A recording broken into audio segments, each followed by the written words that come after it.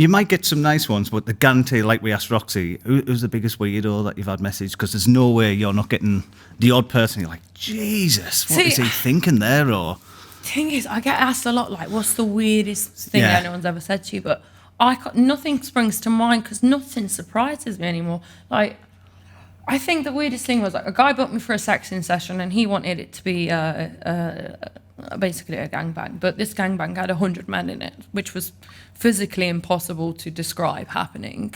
You know, there's too many willies around. Like, how. So that's what the sexting session was based around, was this 100-man gangbang. And I was like, yes, there's a penis here, penis here, penis here, penis here. And it was unreal. It's weird where you get the inspiration from, though, because I did, it was actually, when I met you in Buxton, I did for Halloween, Goldilocks and the Three Quirks. Right.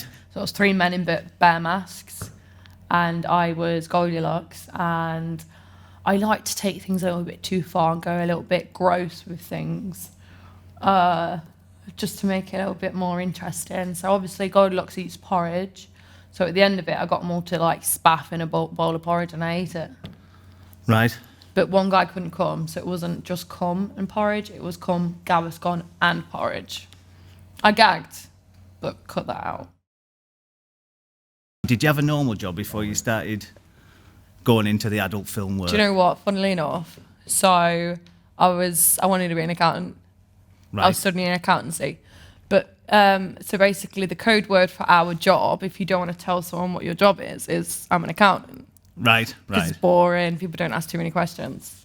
But yeah, I wanted to be an accountant. I was studying accountancy and I was pretty sure that's what I was set to do. That's quite a jump, isn't it, from accountancy to adult film? Did you think, when you were going to work, did you think, this job's doing my head in, I wanted something else? Or I was so depressed. I got to the point, I thought, do I want to do this forever? I don't want to do this forever. But I was kind of doing like a side thing. So basically I had a hobby of like buying like underwear and nice sets, and I didn't take just nudes, you know, little selfie nudes. I took proper nudes where I'd get like my best friend or my boyfriend at the time to take a photo of me, so it was a nice photo, and I did that just as a hobby. And I was in a relationship, so I was like, I can't share this with the world. And I'd send it to my boyfriend, and he'd just be like, I want to see you naked. I'm like, oh, thanks, appreciative.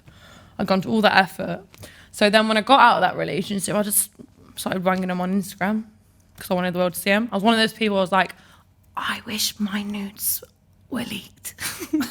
I did. I wanted my nudes to be leaked, because I wanted the world to see them. So yeah, I just started posting on my Instagram. I was just like an Insta hoe. Well, not making money out of it. It was just a hobby. And then I had boyfriends take photos for me and all that. And then I'd have like people talk about me that I went to school with. And then sometimes I get like DMs saying like, oh, how'd you get the confidence to do it? And things like that. And it's not about confidence, because I think anyone can look good on a photo. Anyone. Yeah. Like if you've got an insecurity, cover it up, put a pillow over your stomach or whatever. In fact, my mum, middle-aged, separated, she's got the worst sex life in the world. She refuses to own a vibrator. So I wanted to give her a pick-me-up, so I did her makeup. I put her in some of my underwear, and I did a photo shoot of my mum in underwear. Right. She looked beautiful, loved her. Sold them on my OnlyFans for a lot of money. But yeah, it made her feel good because she looked good on those photos. And I think more people need to do that. That's a different mother and daughter relationship, isn't it? Than I other came people out of a vagina. Yeah. Came out of a vagina. She needed it. She needs to get laid. She'd be a lot happier.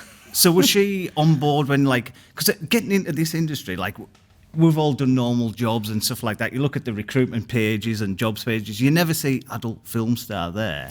You always say like Subway, Care and stuff like. How do you get into it? Because So I got scouted by a little bit of a sketchy agency. I did my first job and I was convinced I was going to be a glamour model. I was a glamour model for about a month before I went on to full porn. Because I think it was Fake Taxi that contacted me, and they were the first professional production company that I worked with, along with their associated brands. And I was completely new. I went to Prague to shoot there. I had no idea what I was doing. It didn't dawn on me until they literally said action, and I was like, fuck, I'm about to do a fucking porn that's going to go all over the internet. And they went from there. I thought I was going to hit it and quit it. I thought, so there's this meme that goes around on the internet. It says, if you upload like a video to Pornhub, you'll make 10k. But that's far from the truth. You probably make 50p. But so I thought, yeah, I'm going to do taxi, hit it, quit it. Then my OnlyFans is going to rock it. I mean, it doesn't work like that, but I got like into it and it turned into a job. The guy who drives fake taxi, his face is blurred out, isn't it? Is that because he's a real taxi driver and he doesn't want to freak out his normal customers? Or no. Is it just for part of the mystique sort of thing? Yeah, it's part of the mystique. Because in Prague, you said you went to Prague to do that. Is that not in London or anything like that? It was. Right. Yeah, right. so it was in London. And driven around London, a London cab, and that cab actually sold it. The original cab was, I think, I don't know how many cabs they had. One of them sold at auction for like 55k. Right. So, a dirty cab. Oh, well, that's what I mean. I was going to say, because they just use the same one, won't they, over and over sort of thing. Oh, yeah. And because that's quite a jump to go from like accountancy to fake taxi with that. Like, what was your mum and that saying? Were they saying like, oh, just enjoy it? See, my mum's one is like love unconditionally mums. Yeah. So I'm like super lucky for that. It was like a gradual thing because first, like I said, it was gradual but quick, like glamour modeling. Then I was like, oh, actually, I'm gonna get my fanny out. Actually, I'm gonna have sex. And I was late on the OnlyFans stuff because I actually did that later on, before I started doing like porn. But yeah, my mum was just all, because I was jobless actually, because I quit my job completely with no alternative. I'd basically gone backwards in life. I'd moved out, I was studying, I was working 9 to 5, and then all of a sudden, boom, gone. And it was like I was relying on my mother after being independent since I was 18. So I had no jobs. So I started like dabbling, making a bit of cash, and then the cash got good, and I was like, why am I going to do a 9 to 5 job for like when I can make that money? I could limitless really. What did your friends think? Because like I've got like a group of friends that are like wankers really, like in a WhatsApp group, and just say I've got a bad photo on a night out, that's there for the next 25 years. I was fat as an 11-year-old. That photograph gets brought up maybe twice a week. Do you know what I mean? So I don't know what sort of friends you've got, but I can imagine when you first how quick before your friends realise this is what you were doing, or did they just not right I don't have friends. Right. I'm not a townie. Like I'm not in the community. I don't have a lot of friends. I have a best friend. I have another friend. And all of this. My best friend at first didn't really understand kind of like, why would you sell your body? Like, I think one way she put it was, why would I asked her, I said, so if you were going to sell a picture of your vagina, how much would you sell it for? And she was, it's not, I'm not actually saying do it. It's just a question. She's like, well, I wouldn't do it. Why would I do that? Why would I sell my body? And I was like, okay. But over time, she warmed up to it and she's become supportive. But at first, she was a little bit like, yeah. Because that's weak for a friend, isn't it? Because the curiosity might get the better of them to have a watch, isn't it? I think that's the bit that, like, especially lads, she told me once her and her boyfriend were scrolling through the hub together watching porn, and there I was, and she was like, is that Gina? That was me. I was going to say, because, like, what about family and things like that? I know your mum's supportive for, like, aunties, uncles and things like that, because you know what it's like these days. Because I always think people make that mistake, think, oh, I'm going to get into this, do a couple of scenes and get out, but them two scenes, they're everywhere, aren't they? You know what I mean? If you're going to go into it, like you have, just go into it full pelt. And they grow over time massively. Yeah. Like, the longer that they're, the more people will see it. But I've never had to deal with that, other than my best friend, who's just, like, laughed about it. I'm not saying it's not happened. It's just that they've obviously been too embarrassed to tell me. Yeah. It's like if someone recognises you in public. So if someone's looking at me funny in public, I'm like, I can't tell if they recognise me or they're just staring at me because I've got something on my face. Because no one's going to run up to you and say, oh, you're Gina Varney and that. But it did happen once, actually. It was in Liverpool. I was at what's that place with the girls, the hot pants, rodeo, cowgirl style girls. Is it like Coyote Bar? Type of thing? Coyote. Coyote Ugly. So Yeah, that's one. Yeah. And it was the Euros was on, and I was there actually on a date. And I went outside, and there was this group of young lads, and they were like, "Are you Gina Varney?" And they're all taking pictures with me, and they're really sweet. Yeah. So, but they're not always sweet. If it's like a group of guys, they'll just shout like random words at me, like, like I had one group of lads shout Snapchat at me because a lot of my stuff is done on Snapchat, and they'll just shout like crude things. So when they're in like little posses, they're a little bit more cunty. But Well, what's the best way? Like, because you'll have fans on OnlyFans, Snapchat and stuff like that. What's the best way of them to try and get a date with you? Is it to send you a message saying, "I'll take you out for a basket supper," or something like that? Or is it one of them where you're just like, "I'm not dating fans," or have they got a chance? What's the best way? Because there'll be people watching and think, "I'll tell you what." well, one of my good friends who works in this industry met the man of her dreams on Adult Work as a client, and I'm like, "What?" And I'm like, "Is he ugly?" And she's like, "No, he's like fit, and he is fit." I was like, "What about his job?" And he's like, "I got a good job." And I'm like, "It's possible?" Yeah. Like, it's actually possible? So at first I thought, absolutely not, that could never happen, but it can. But what I did do once on my Snapchat, I did a boyfriend application, and I sent it out. It was like a survey monkey survey where they fill in certain questions, criteria that I would like my ideal man to meet. Like, do you like dogs was an important one. How tall are you? How big is your penis? What are your 3 best attributes? What are your 3 best flaws?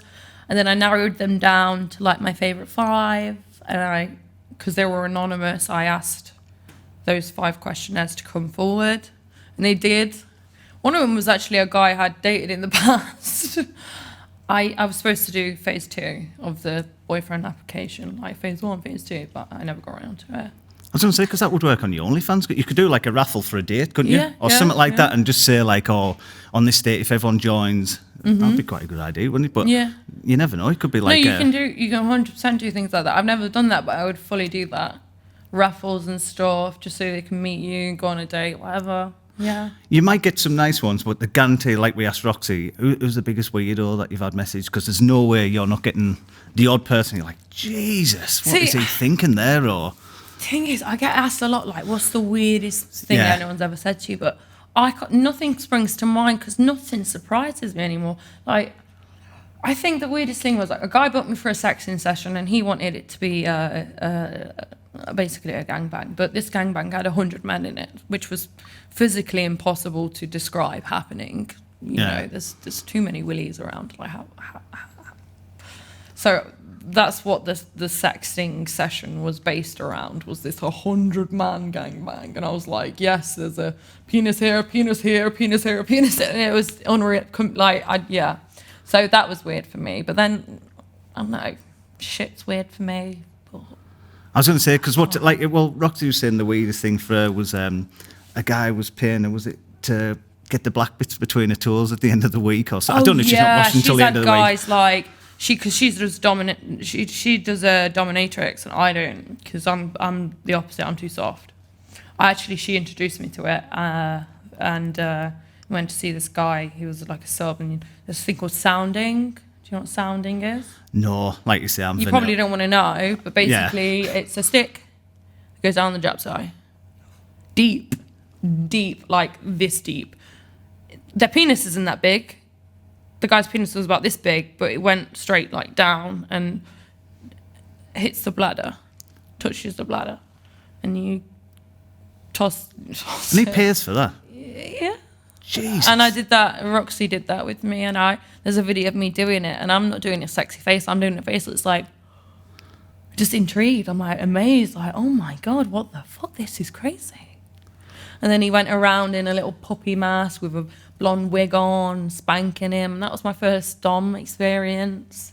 Well, it's weird because you watch Channel 4 and Channel 5 at night time after 10 o'clock, don't you? And they had a guy in like a dog outfit and stuff like. And I used to think a lot of that was acted out. I thought there's no one who's going out with a merry-go-round, like a fairground thing. Like they got married to that. There's a guy dressing up as a dog, but you're saying people You get horses. Horses? People, and people ride them. Horse people, and they'll have a rider. Yeah, all sorts. Crazy. It's limitless. I was going to say, because how do they even approach that question? Do they just send you a message? Do you get like an email saying, "Oh, this is Terry from Wigan and he wants me to ride him like a horse"? Or is it like, is that all you get? Yeah. With like how much and stuff like that? And they normally approach it with the question first, financials later. Yeah. They could. I can't even think of some examples because there's just so many, and most of them are quite eccentric and weird. Because, like you say, it opens your eyes up. Like we're just not that, like, we don't know as much about it, sort of thing. But it's like when we met Roxy the first time, and we met that guy who the volunteer. Like, we didn't know there'd be porn volunteers. You know what I mean? Like, you expect it, Oxfam selling like jumpers and stuff like that, but you wouldn't expect there to be volunteers on a porn set. You mean the guy who squirts the Gaviscon? No, the guy he was like a middle-aged guy. He come and he was walking through the village. It was Buxton, wasn't it? Like a posh village. And he was doing our food shop for us. Yeah, and he had a "I Love Porn" t-shirt. Just absolutely didn't care. Didn't care one bit. Just walking. I really need this from the shop. Go to the shop and get it. Buy everything. Like, I need a drive. Like, I had a guy, a client, who took me and Roxy on holiday. Paid us to go on holiday with him. I was going to Mexico. He gave me a lift. He lived like in London. He drove to Derby to drop me off at Gatwick. So he had to leave at like 1 a.m. in the morning to give me a lift to the airport. And he did it for me.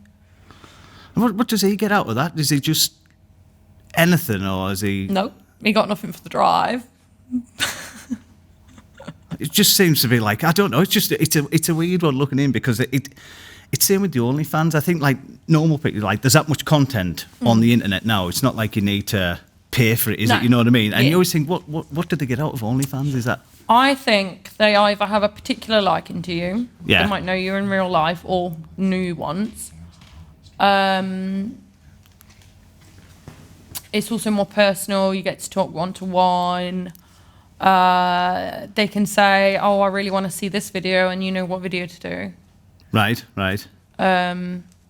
Really, they like you specifically. Is it hard messaging that many people? Because just say, I don't know how many people you have on OnlyFans, but just say, like, for instance, you had 1,000 every night. They message you, and they all want a couple of messages each. That's like 4,000 or 5,000 messages. You're gonna have to bang out, aren't you? Really? Yeah. You just, I do mine before bed.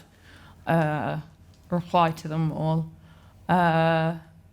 Most of them just want normal chit chat. I mean, I only do normal chit chat for free. I wouldn't like the extra stuff they'd have to pay extra for. But yeah, most of them are just like, they just send dick pics. You know, like, cool, great. I was going to say, do you ever just think, "Oh, it's fantastic that," or do you just say, like, "Oh"? Like, I'll open my phone and I'll just be a dick, and like, I used to get mad at it, like, stop sending me unsolicited dick pics. Not to my fans, just to random people on social media, because it's like, I didn't ask. But now I'm just give up. I'm like, okay, dick, nice. Have you got any, like, long-term plans for it? Are you one of these people, like, do you see someone in the industry and think, "I like what she's been doing"? Because in America, it's different, isn't it? It's more mainstream. They're doing music videos, they're on all the podcasts and interviews and stuff like. In England, it's still a little bit more taboo, isn't it, than in America? So in England, it's very hard to do this job in England. The industry is dying. A lot of the companies are being sold out to companies in different countries. So it's hard to get professional work in England, because there's, I don't know, 3 professional producers in the UK. Like, I went to Budapest in December because that's where you do pro. I plan to go to America, which is going to be very hard work to even get there. Again, Prague is another hotspot for it. So in England, there's a lot of amateur work. There's a lot more low profile. There's big productions, but they're not as regular, because obviously they don't want to shoot the same person all the time. So you'd get contacted by that producer maybe twice in a year, 3 times for one brand, depending on how many brands it is. So it's hard in England. I thought about relocating to Budapest for maybe like a month or so, I plan. Because in America, can you make a living just out of that, or because of the internet now, it's sort of killed that, like, I can remember seeing something, it was on like Lad Bible or something like that, like Jenna Jameson, like back in the day, when before the internet, they were making a fortune every scene sort of thing, because that the only way you could get it by buying the DVDs and stuff like that, whereas now you can get everything online. Yeah, so they're very different in America, and only from what I've heard or seen, not seen on TV. I haven't like witnessed it myself, so things are different. Like, I find things quite okay. So like there'll be like porn stars that live in the same house, and they'll go to work every day and shoot every day. Obviously they're making a lot of money over there because the rates are higher over there, they're lower here. They're more thorough with their STD testing in America and in Europe. People are trying to make it more thorough over here because it should be. And it's just different practices, like, and it's hard to navigate. Like, when I went to Prague or Budapest, I experienced some weird things. Like, in my first girl-on-girl scene, I'd never had sex with a girl before. In fact, I was so scared. Before I went on Tinder and turned it to like lesbian Tinder, because I was like, I'm gonna find a girl to shag, because the first time I shag a girl can't be on video. I don't know how to have sex with a woman. They're scary. Yeah. You know, they're more intimidating. So I actually didn't get any matches, because what I've learned, because my sister's a lesbian, and she explained to me, she says, like, lesbians can smell a straight girl from a mile away, and they just can't be asked with your bullshit. She was like, that's probably why you didn't get any matches, because I was like offended, like, they would think I'm ugly. But she was like, no, they would have smelled you from a mile away. Gay guys are the same though, aren't they? Like, straight men going to a gay bar, you're just expecting, like lads are always like, oh, I hope no one's hitting on us, and then like by the end of it, you're bending over anything to try and get some attention. You know what I mean? I think that misconception where like they've got the radar on the sort of thing to try and like, well, they know what they want sort of thing. Yeah, and it's not straight people. Yeah, so I'll just radiate straightness. But so I did the scene with the girl, and she went to me, kind of like, not the best English, which is even more difficult to do your job when no one can talk to you. Yeah. Or they choose to talk in Czech because that's their language, and then you're there like, do. They might be talking about me, but I don't know. And she went to me, baby wipe in my pussy, is that okay? And I was like, yeah. I was thinking, baby wipe in your vagina? What for? I was thinking, does she think this protects her from like STDs? She was like, to protect me? And I was like, from what? Like STDs? Sure, like, no. And then later I learned nails. Nails. Right. But I'd still rather be stabbed by a nail than stuff a baby wipe in my vagina. Because in England, we care more about UTIs and thrush. Yeah. And in America, on the topic of like UTIs and thrush, they douche. Like, I don't know if you would know. No, like you say, I feel like yeah, this is a woman thing. Yeah. But basically, like, wash their pussies out, which you're not supposed to do. Right. Because it's bad for you. Right, and that's what they do in America, but they don't do it in England and stuff like that. But is that like where, like, as you're in England, is that what you're aiming for to be in America, to try and do some big productions and things? Yeah. Because some of them sets and that you see like shared on Twitter and that, they do like reenactments like Star Wars and all these famous films, and you think the sets on them, they must cost quite a bit. Yes. With the professional ones, they can spend so much money on sets, and if you're in a movie with a big budget, it's good. I remember having my first scene, and it was a series, so it had multiple performers in it, but different episodes, and I was the final episode with the biggest budget, which made me kind of like a leading actress, because I had the biggest budget spent on my scene. So they can, like, some of them hire planes. like holiday homes in like hot countries. Well, one of the A famous lot of comments. houses are beautiful. Well, one of them comments on, if you put like top 10 worst comments, I think one of them was about the plane scene or something like that. It says 4 minutes and 85 seconds in, you can clearly hear a car horn. I don't believe that plane took off. And you're like, you don't believe that plane took off? The pilots just got out and started going with the you know what I mean? Like, I just thought, who are these weirdos commenting? Porn comments, even my own, even when they're like talking shit about me, I just find them funny. I'm like, you're right. Even if they're roasting me and being nasty, I'm like, you know what, you're right. I can't even be offended because you're spot on. I think the best ones, like on Twitter, like you'll have it where just say you put a more exotic picture on, people like, oh, lovely, you know, like all the sleazy comments you expect, but there's always one guy that'll comment something like, I can tell you've got a really nice personality. And you think, what are you hoping out of this? Are you hoping she's going to private message you as if to say, you're different than the rest? Do you know what I mean? Like, no, this is... You're marriage material. Funnily enough, that's what happens. So I will get a message and it'll be a photo of a guy, probably with his sister or his dog or his mother, and the message will say, just to show you that I'm not some random creep. And I'm like, okay, well, serial killers have mothers, sisters and dogs, but okay. But actually, the other day, I had the same message, just to show you I'm not some random creep, but with a dick pic. And I'm thinking, you're showing me you're a random fucking creep. Ah, yeah. I was like, what? No, it must be hard for you, like you said, to navigate, because after a while, you must just lose trust in men, do you? After a while, you think, they are just absolute scumbags. After a while, you just sort of like, it must put you off like dating and things like that must be tricky. And all these people in society that we look up to, authority, and they're good people, doctors, lawyers, teachers, all of them, they live double lives, put it that way. Is it hard dating doing this job now since you've started it? Have you? Yeah. Because I can imagine, just say you're in Pop World having a dance or something, you're talking to someone, you probably won't drop that bomb there. But if you're in Toby Carvery, maybe the next day, you've gone. I don't know why you go to Toby Carvery for a day, but somewhere like that. Like how many dates in do you say like? I would love this... to go to Toby Carvery for a date, by the way. Oh, well, that's what I mean. Well, people can take you there, can't you? Know, if someone wants to take you on a date. In Carvery? Ah, yeah. My favourite dinner. Yeah, it's hard. I never know. So I sometimes try and pretend I'm a lash technician. I don't know why I picked that job, but I say I'm a lash technician. Because for a few reasons, they can like just jump to a conclusion too soon without getting to know you. Yeah. And then, but it's really hard to keep up that lie because, or you just say you're a model, but then they ask too many questions like, oh, who do you model for? And you're like, Marks and Spencer's. I don't know. So I normally just say it, and I've failed.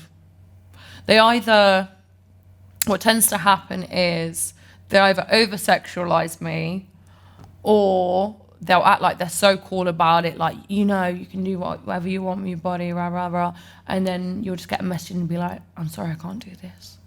I can't handle this. Would it be easier going out with someone that's done something similar? Because I can imagine, like, just say I was a bricklayer and I come in from work, you're like, how's your day, love? You know what I mean? That's different than just say you come in from work, you're like, how's your day? You know what I mean? Like, they're two very different. I always said that I wouldn't date a male porn star, but I am actually in a relationship now with somebody in the industry. Right. Even given that we both do the same job, it still has difficulties. Because everyone has boundaries. I was going to say, because there'll be people in this industry you don't like, he doesn't like. You're not working with Steve, and I can't stand him. And you know what I mean? certain acts that you might not be okay with. Like me personally, like I don't like kissing if I don't have to. If it's in a storyline, I'll do it, but I won't opt to kiss because it's personal to me. So people have personal boundaries or boundaries in a relationship. So it's hard to like make that work even if you do the same job. How long's he been in the industry? Because you've been here about a year and a half. Or yeah, about a year and a half now. Yeah, he not as long. More on the content creator side, like OnlyFans creation, than pro. So it's harder for a male to like get the foot in the door than a female. Like definitely. I was going to say, because how many lads will like between like 18 and 28 or something will be thinking, I'll tell you what, I'll give that a go. There must be, I bet they get paid about 10 pence to do or something like that just to do it, because there's that many people that will want to do it, isn't there? Yeah. Like some people would even pay for the opportunity. Yeah. to do it. So we run we're doing a series currently called Dick's Got Talent, and they have an entry fee. It's £250 to enter. It sounds like we're taking liberties because we're getting footage and they're paying, but you know, it saves time wasters. It saves people that don't act. It's to give people an opportunity to actually become a porn star. Men. It gives them a foot in the door because they'll get promoted on our platforms. Oh yeah. We cover the accommodation costs, the camera costs, all of that, and we charge them that fee to make sure they're serious. They don't just want, you know, a quickie. Stage 1 is a hand job only, and then stage 2 is a blow job, and it exceeds from there. And then we kind of like cut them off when we don't think that they can be successable. Kind of like Britain's Got Talent. I was just going to say, do you have like an Ant and Dex saying, "Oh, I'm lucky about that"? You've done really well. You've come really far, and they don't talk to family and stuff like that. Yeah. So I'm a little bit more harsh. So there was a guy who my feedback was that, he was good at this, he was good at that, and good at this. And I was like, however, his comm is just way too thick. You need like grease to get it out. And Roxy turns to me and she was like, we can't use that. You can't say that. And I'm like, what? It's true. He needs to drink some water. He's dehydrated. It's solid. I was horrified. And that's why he got voted out?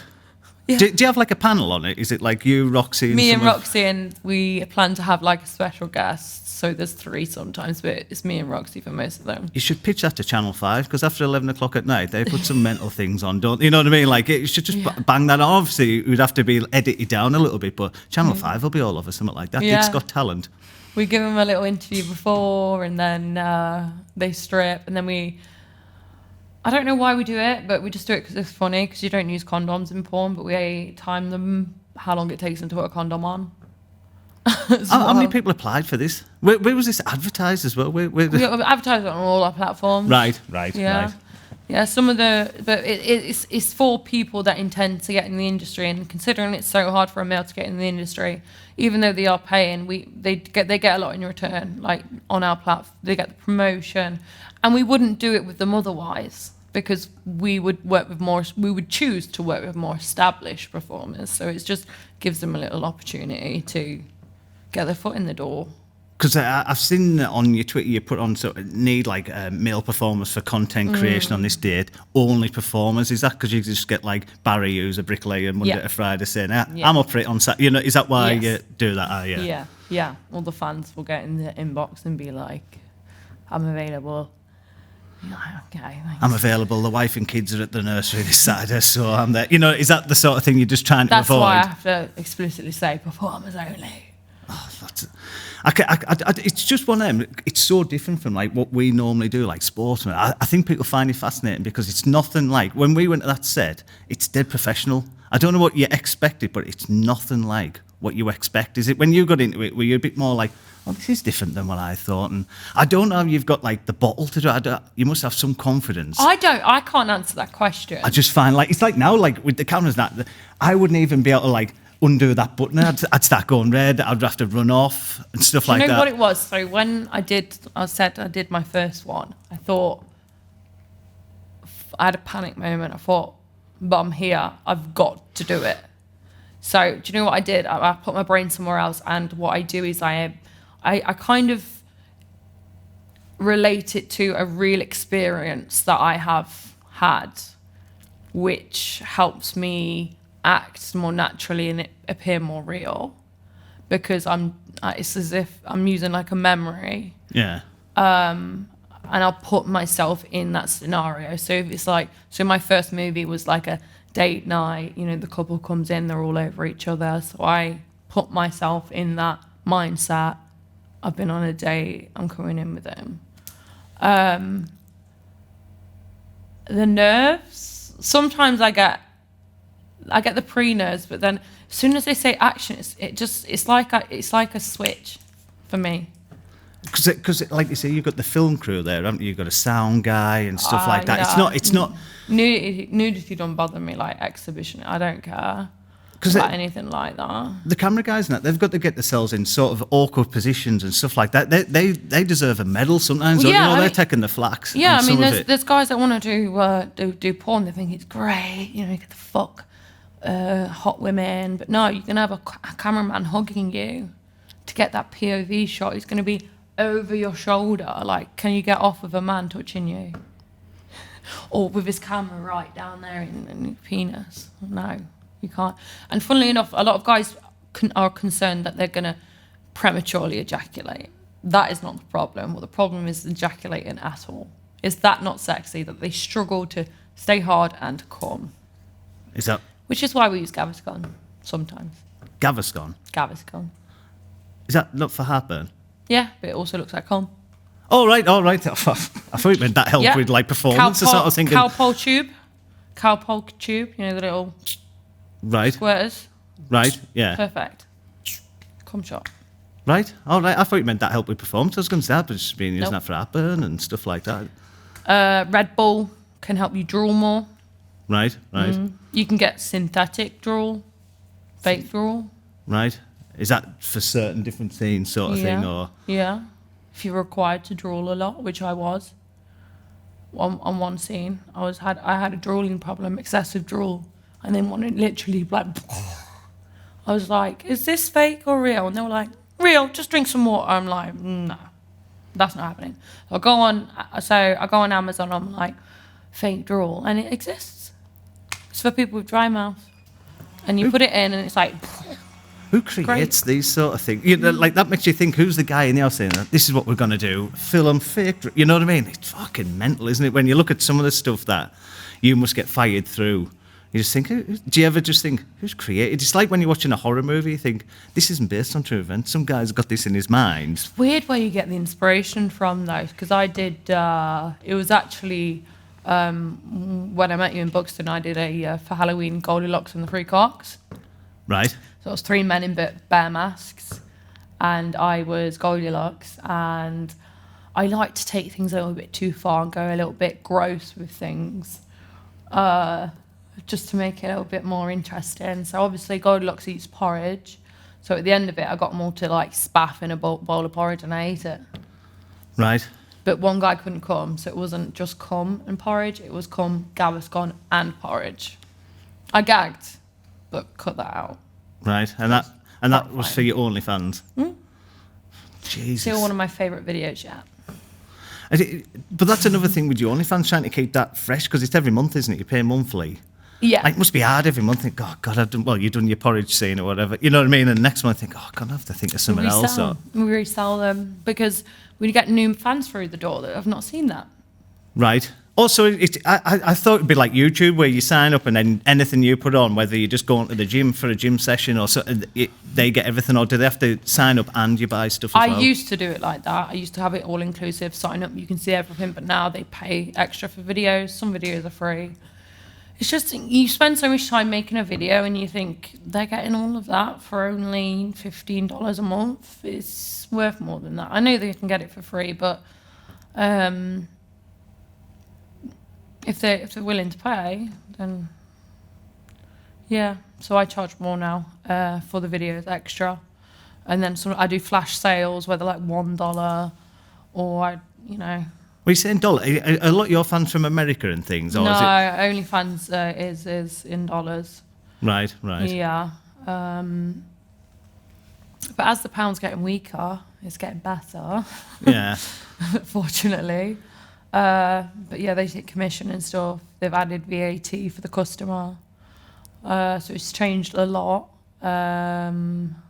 Do you ever, on your OnlyFans, does their names come up? Like, have you ever been like, oh, someone just messaged, oh, it's Alan from the local shop, or, like, it's Terry who used to work. Depends if they choose to, because they can do they can have a random username and be anonymous, but some of them don't. I was going to say, I didn't know if it was like Facebook, where you're like, I can't believe he's doing it. You know what I mean? Like, oh, hi, Alan, how are you doing? You know what I mean? I didn't know if it was like friends or something like that. Yeah, I've had people that I went to school with subscribe.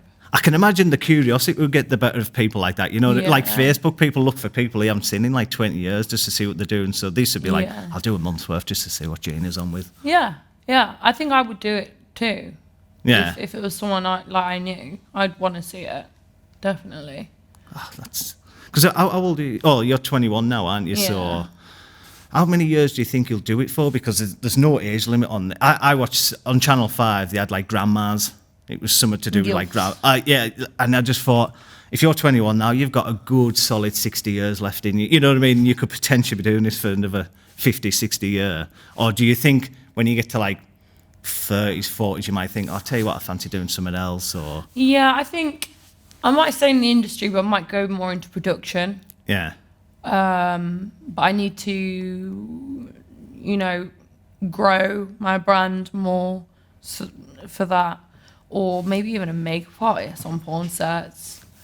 That'd be cool. Or I want a dog shelter. What do you mean? If you got your own money, you'd set up your own business. Yeah, exactly. I think it'd be hard. So I'm just going to save money and... To go into a normal job again, wouldn't it? Like if you went for an interview now, they'd be like, "Oh, accountant," or "What's this bit? I was just a porn star for 2 years." You're like, "All right, no exactly." And yeah, I could really try hard and find like a vanilla job that's willing to look past it. I'm sure they exist, but I don't want to. How can I go back to that? People can't live on the minimum wage. Not just that. If you're used to getting it, like you'll maybe go to a set or something at a weekend, make a couple of months' wage in 2 or 3 days. Exactly. It's hard to go back to doing a 9 to 5 where you're doing something you don't really enjoy. You're getting less money. I can make someone's entire monthly wage in a day. So it's yeah. What advice would you give someone new getting into it? Because I can imagine when you got into it, you'll have made a few mistakes. Think, oh God, I shouldn't have done that. Shouldn't I? Is there anything when someone getting into it, would you say like, oh, don't do that, do this, get a decent agent, don't work with them, and stay out of drama within the industry. Try and be like neutral, and stuff, because there's a lot of drama in the community. I don't attend social events because I don't like it. Boundaries, don't break them, because some people might try to push your boundaries. You might not want to do something and they coerce you into it, and it's quite easy to flash the cash at you and you think, maybe. Go slow. Don't start and then do double penetration 2 weeks later, save it for later. That's something I didn't do. I did high levels quite quickly. I should have left it for further along, kept them waiting, because I can make more money. I would have made more money that way. I thought that you couldn't really no one really was a friend in this industry. Like, you couldn't trust them in that way, because at the end of the day, it's business. They might have to throw you under the bus in the name of business. I don't necessarily think that's true, because there are people that I consider really good friends now. But I'd definitely say be very cautious and be careful of, trusting people and connecting to them on a personal level, because you're competitors, really. I was going to say, because like Roxy, her husband's sort of right in there, and you can imagine she'll do it for the next 10 years. Can you picture yourself doing something like that, or do you think you'll go a different path? I'm not sure. I guess it depends where it takes me. I'm open-minded. I'm very much a yes person. Yeah. That's how I started, just saying yes. I just started saying, yeah, why not? And I don't have any regrets at all. I find my job, it's a hard job. It's, people, sometimes I get like little comments from like people in my life that are like, oh, they work so hard for their money and it's not a lot. And I'm like, I understand that you put a lot of time and effort into the money you've got. I said, but I do too, just in different ways. I've made huge sacrifices. Well, keeping fit will be one of them, is it? Because I can imagine, like, you're paranoid. And like you say, your bad photo you sell on Facebook, you're like, well, I'm going on a diet this week. You know, if your belly's over, or you think, oh, a couple of chins. I can imagine in your line, or you're like, I'm going to go personal training. Your wardrobe, the expenses, like, you know, you might get a big pay packet, but a lot of that is going to be expenses. And the sacrifices, you know, my life, I can't leave work at work. Yeah. It's impossible because it invades your personal life. So you make a massive sacrifice. And my thing to people is, like, I appreciate, like, your hard work and your struggles, but go do porn if you want to do that. And they'll say something along the lines of, oh, I can't because of my body, X, Y, Z. And I'm like, no, anyone can do porn. Anyone. Channel 5. It is very diverse, incredibly diverse. One of the most diverse communities ever.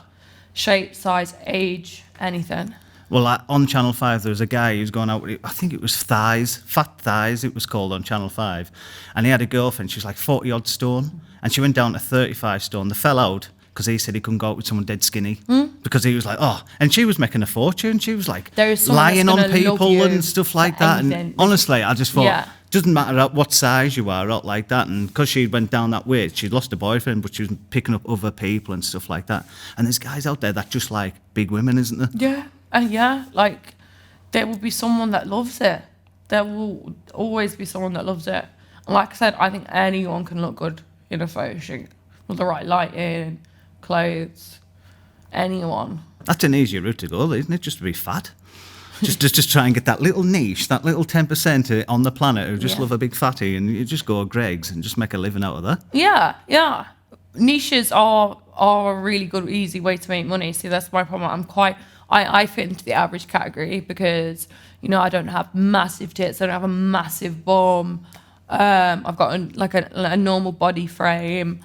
I'm just going to say, because you'll get the script through, because the acting in them films that aren't known for, it's not Oscar worthy, is it normally? Do you ever get nervous? Like, God, this is quite a bit of dialogue I've got to learn. I hate scripts. That's what I mean. I can imagine getting through, oh, geez, I've got to pretend to be a nurse or...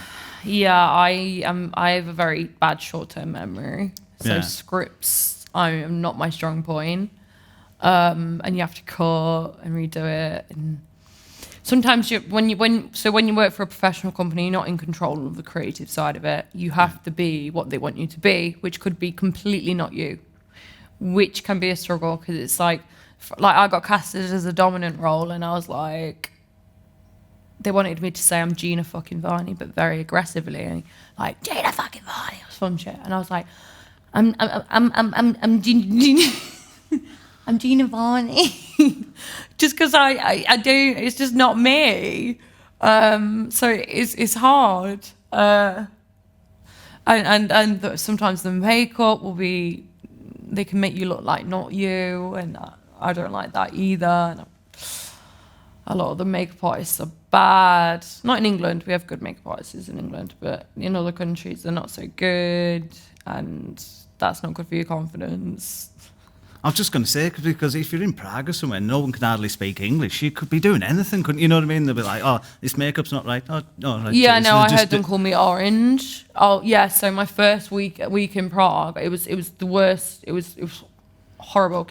So they were taught, so a week before I went for my first ever wax, and I had a really bad reaction to it. So my pussy was covered in spots. I thought they're going to think I've got a fucking STD.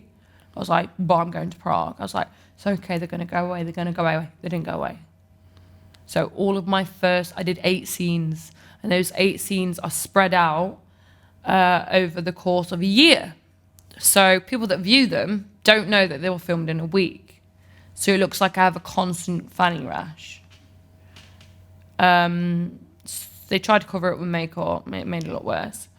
I was allowed to do my own makeup for a few videos, and this big Czech guy was like, no, go see the makeup artist now, because he didn't like my makeup, because they don't like the British girl thing with the eyelashes and the brows and the bronzer. They don't like that. They like very minimal, basic. They hate our kind of glam look.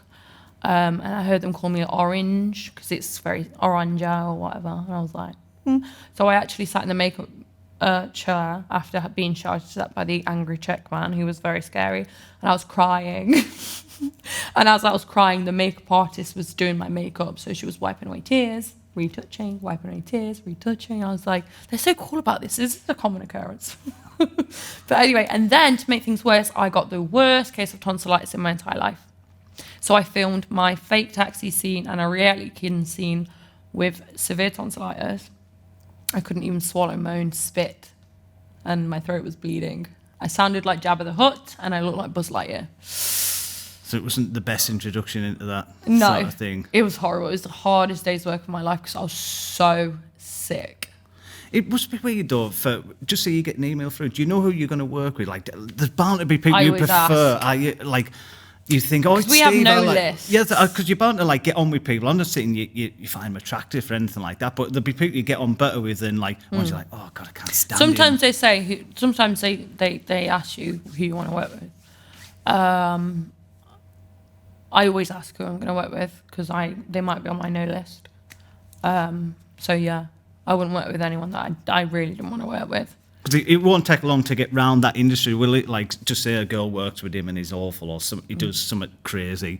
She'll tell someone else, and everyone will be like, no, I don't fancy working with Steve. The problem is that there's not anywhere to go for solid, reliable, trustworthy references of people. It's just word of mouth.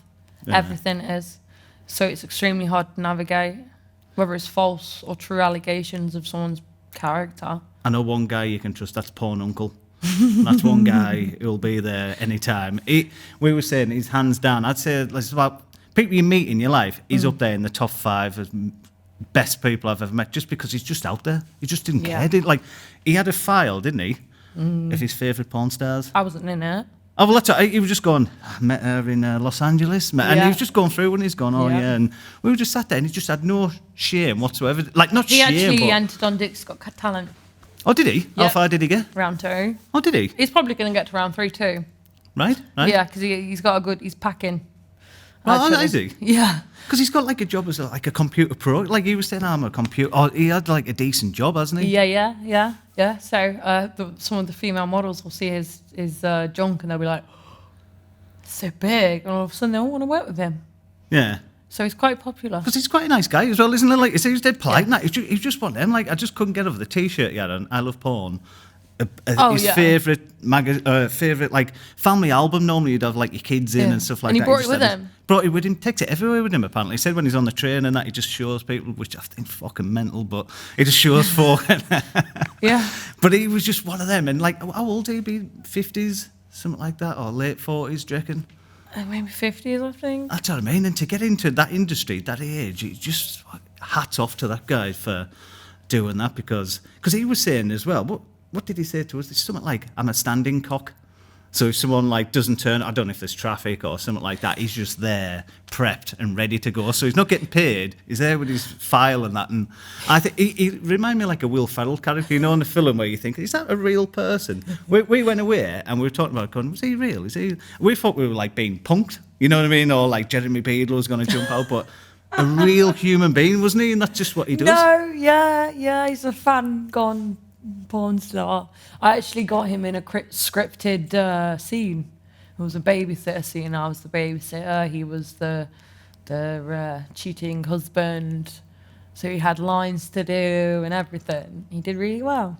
I can imagine someone like that would just take off. You know, it's just that niche, isn't it? You're just people in Japan think, I tell you, I love Porn Uncle. That's the guy for me. And if he just gets himself like a Focus or a shitty old car or something, and he's just doing like fake taxi around the UK, or even a camper van.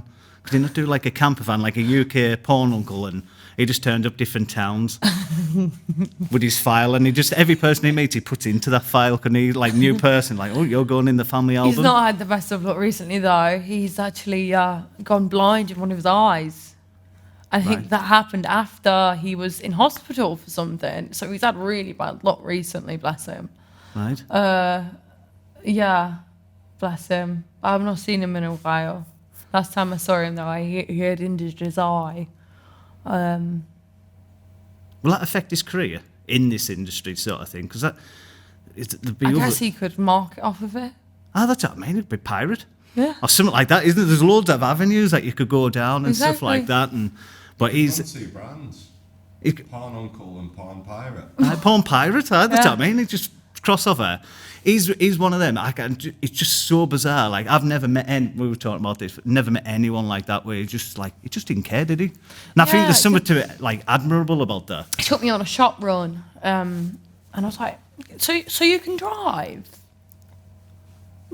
Even though you can only see from one eye. And it's like, yeah. I was like, oh, I didn't know that. I didn't know you only needed one eye to drive. But yeah, you only need one eye to drive. I was like, I feel completely safe in this car with you. Because it's weird at that age you would think like, I don't know why, I think I'd go down like the Thai bride route. Do you know what I mean? Like just instead of like doing the volunteering, I think I'm gonna put it in and just get a missus or something like that. Or do you think he's watched it that much, he just thought I just need to be a part of this? Yeah, he's a fan. Yeah, yeah. Well, he was talking to us about like, oh, she's coming up, she could be the next big, and like he's banging out all these names. You're like, I don't know who this is. It's like a hobby. Yeah, that's what I mean. Like he had it like, you know, like it's like collecting football cards. Football cards. That's what I mean. He knew all the Pokemon stats cards. And stuff like that. And she's coming back from a week off. You know what I mean? Like she's been pregnant, but she's up to a performance. And you're like, Jesus, he had like stats on them, didn't he? Saying she's had 2,454 films. You're like, do you know what? They need to make porn star cards. Yeah. They need to do that. That'd be so cool. well, he should make them, shouldn't he? Do you know what I mean? He could do all the stats and stuff like that. He'd just be He'd there. be perfect for it. That could be his business. Yeah. Their stats, blowjob skills, and things. It's just, I just can't believe he's doing it Ratings. now. How many films has he done then? Is he? So we did Dick's Got Talent with him. We did our babysitter scene, which was a two-parter. So he worked with me and another female performer. I think sometimes he gets used as a cook. Cook. Oh no, actually, I did a brilliant video with him. So I did a breeding video. So the concept is that I'm young and my husband's older and he can't make babies anymore because of his age.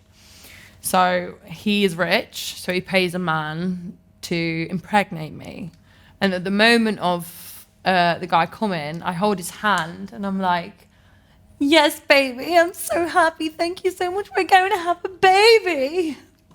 So he sat there on a chair watching me have sex with this other guy. Oh, the porn uncle guy? Porn uncle. Right, yeah, he sat on the chair because he's the husband and he's watching his young wife be impregnated. And I'm literally holding his hand while this is happening. And I'm like, we're going to have a baby.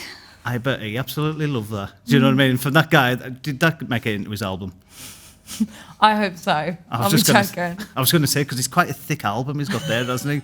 He said that he texted, he went to, there's an award ceremony for adult thing, and he goes to it, apparently, and he was saying, oh yeah, he said, I've got these pages saved for this year. I've not been able to go because of the pandemic, and he said, it's really knocked my you know what I mean? And like, it's just, imagine him taking that through the, like, on the plane and stuff like that. It's fucking nuts, isn't it? But we've took enough of your time, but Gina, cheers for coming on. And it's one of them subjects, I think, for people on the outside just don't have a clue in it. Yeah. You're just sort of like blind. You feel like nervous, don't you? You're like, oh my God, is this what you know what I mean? Like as a child. But cheers for sharing a bit of what goes on behind the scenes. That's okay. Yeah, it was fun. Cheers.